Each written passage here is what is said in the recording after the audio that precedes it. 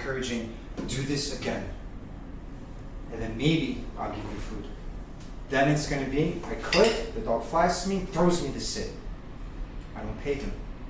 Okay? The moment I see him throwing me the sit, is because he loves it. Right? So I want to build a love for the sit before I name it. Now it's going to be the DOWN. So I click, the dog flies to me, throws the sit, I don't pay it, I wait.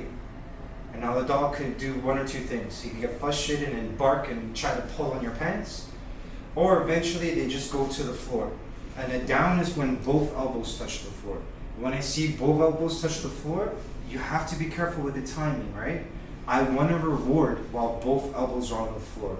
I don't want to click and then the dog gets up to a sit, because then you just messed everything up. And then the dog is like, oh, it's this position.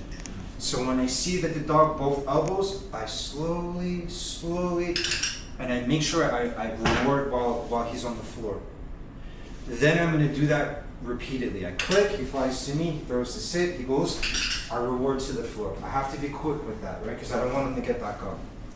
In dog training, we have opposite behaviors. Once the dog learns to down, what's the opposite of down?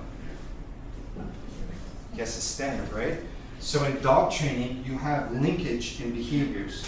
So for me, I know that this is kind of one command, but it's two behaviors, but they're linked together. So if you could teach the dog to down, you could teach him to stand. If you could teach the dog to bark, you could teach him to shut up. Opposite behaviors. Come to me, go away. Come to me, go to your kennel. Come to me, go to your place. That's the way that we start thinking. So when I'm thinking of a command, I'm always thinking, does this link into something else? And if it does, then I have the opportunity to train two commands at once.